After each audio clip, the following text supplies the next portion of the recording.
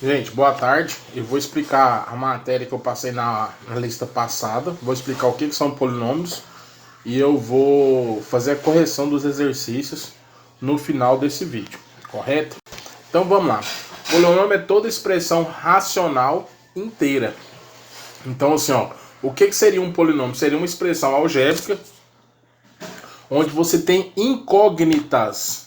Então ela é diferente de uma equação de segundo grau, ela é diferente de uma equação de primeiro grau, onde você tem só incógnita x, ou só a equação de primeiro grau só tem incógnita x ou incógnita y.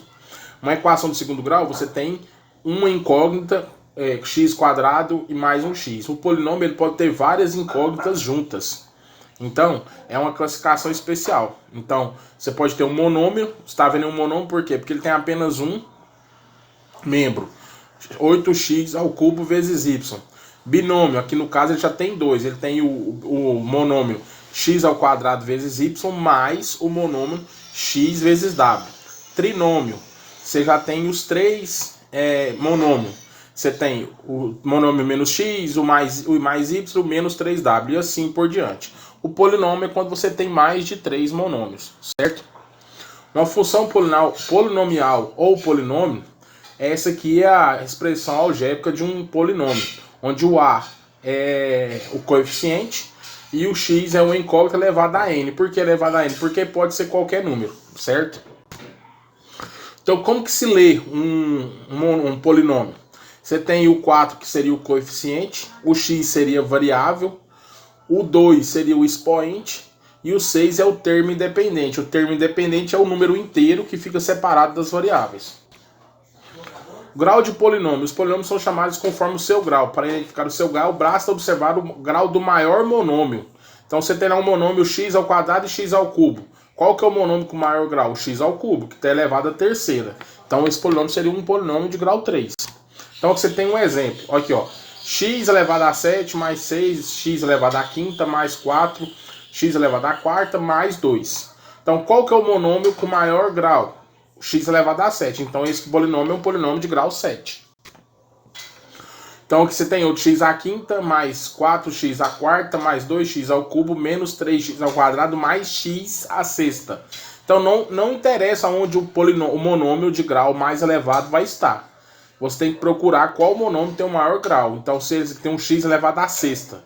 Então isso é um polinômio de grau 6.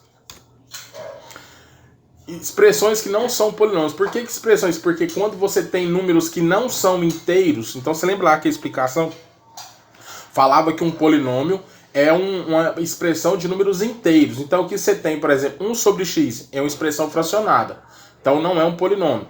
Você tem raiz de x, então não é um polinômio. 2x elevado a 2/3. Então um expoente que não é um número inteiro, então não é um polinômio, certo? Valor numérico de um polinômio. Para eu achar o valor numérico de um polinômio, p de x, por exemplo, tem que ter o valor de x. Então você vai pegar o valor de x e substituir na equação. E o x tem que ser pertencente ao conjunto dos números reais. Então aqui, ó, eu pergunto, qual o valor numérico de um polinômio x ao quadrado menos 5x mais 6? Se eu vou falar p de 1, então no lugar do x, eu vou colocar o 1. Então, esse... Então vamos lá. Valdir comprou para sua loja 2 tambores e 5 violinos, enquanto Roberto comprou 3 tambores e 2 violinos. Cada tambor custou x reais. Então está falando que o tambor...